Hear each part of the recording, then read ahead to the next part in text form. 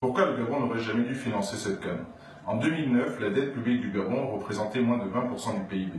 En 2016, elle représente 50,2% du PIB. Cette dette publique approche désormais les 4 000 milliards de francs CFA, et une part importante de cette dette vient d'emprunts. Il est important de savoir que ces emprunts, sollicités depuis plusieurs années par le gouvernement auprès des bailleurs de fonds internationaux et des marchés financiers, ne servent pas toujours à financer des projets structurants pour le développement de notre pays. Le New York Forum Africa, la Tropical Amissa ou le Carnaval, imposés par le gouvernement, sont d'autres exemples de dépenses non structurantes, financées par le budget de l'État, qui ne produisent aucune retombée économique significative. Les deux éditions de la Coupe d'Afrique des Nations représentent environ un quart de notre dette publique, soit 863 milliards de francs CFA, à raison de 400 milliards pour la première canne et 463 milliards pour la deuxième canne. La crise économique que traverse notre pays depuis quelques années commandait de choisir une autre orientation de nos investissements.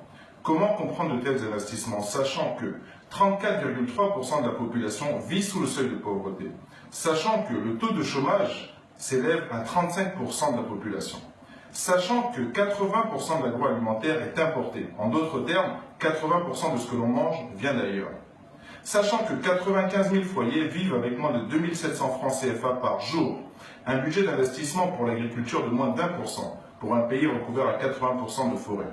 Est-ce que vous pensez que cette canne va résoudre ces problèmes-là? Va-t-elle améliorer les conditions de vie des Gabonais? Dites-le moi franchement.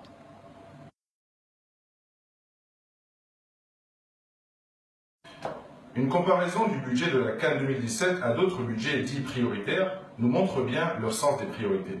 Les 463 milliards de francs CFA de budget alloués à l'organisation de la CAN 2017 dépassent les budgets cumulés de l'éducation nationale, de la santé, de la construction et du logement, qui eux s'établissent à 441 milliards de francs CFA en 2016. En termes d'affectation budgétaire, la CAN apparaît comme étant plus importante que les programmes sociaux présentés comme prioritaires il n'y a pas si longtemps que ça.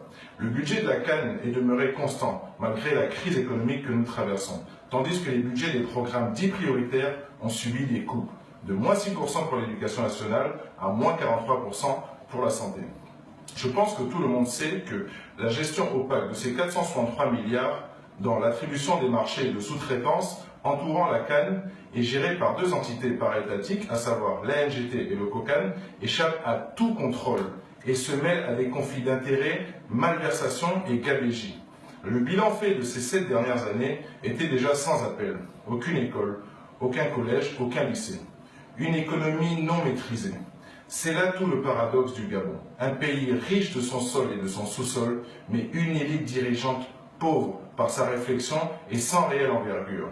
Le fruit de leur gestion fait qu'en 2017, encore, nos enfants s'asserront à même le sol pour étudier, faute de table-banc. Tout ça pour satisfaire l'amour de l'événementiel d'un petit groupe de privilégiés qui se moquent totalement des vrais problèmes du peuple dans ses réalités quotidiennes.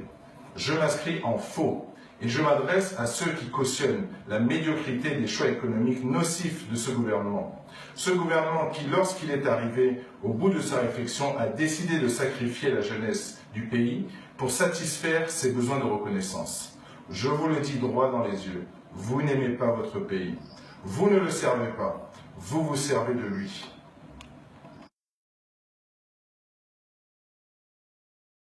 À titre d'exemple, juste pour vous donner une idée, 863 milliards pour les deux cannes auraient pu nous permettre de réaliser 250 établissements et centres de formation, de 80 salles de classe avec 30 élèves par classe, soit 600 000 élèves, 15 000 logements de 20 millions chacun pour héberger 15 000 familles gabonaises et régler une grande partie des problèmes de l'enseignement et de la santé au Gabon, à savoir les revalorisations salariales et le manque d'effectifs.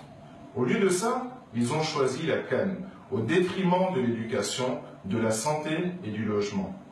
Ces gens-là nous entraînent vers un crash, une catastrophe économique sans précédent. Ils sont totalement irresponsables, et nous le savons tous. L'honneur, la respectabilité et l'intégrité sont des valeurs qui leur sont totalement inconnues. Ils passent leur temps à mentir et à tricher. Dans moins de 20 ans, il n'y aura plus de pétrole au Gabon. Regardez ce qui se passe dans différentes administrations. Cela vous donnera une idée de la fracture sociale et du climat délétère actuel. L'éducation nationale est en grève. Le tribunal est en grève. Les avocats manifestent pour exprimer leur ras-le-bol. La PIP, à peine arrivée, elle a été supprimée. Les bourses des pauvres étudiants de l'université sont impayées depuis des mois. Les retraités sont maltraités. Les élèves sont à l'école pendant 1 mois et demi et on leur dit que le trimestre est fini. Quelle génération préparons-nous dans ces conditions? Et on nous demande de courir tous au stade, comme des moutons, pour applaudir et montrer aux yeux du monde un engouement qui n'existe pas. Et ils le savent très bien. Mais où allons-nous comme ça? On ne peut plus s'en sortir avec cette façon de penser. Pendant que eux font la course à savoir qui sera le plus riche en fin d'année, en détournant notre argent. Certes, le Gabon est un pays béni de Dieu, mais avec une telle gestion calamiteuse, ils sont en train de plomber le pays. Depuis des années, ils bradent les richesses du pays en signant des contrats totalement désavantageux, tel un toxicomane qui vendrait père et mère pour sa drogue. Je conclurai en disant que je suis un passionné de foot, mais pour l'amour de mon pays, pour mes frères et sœurs qui sont tombés, au nom de la démocratie, pour ne pas encourager la faillite de notre pays à cause des choix totalement irresponsables de certains, pour rester en accord avec mes principes et mes valeurs, je ne mettrai pas les pieds au stade. Le ballon est percé. Je stay en Kama.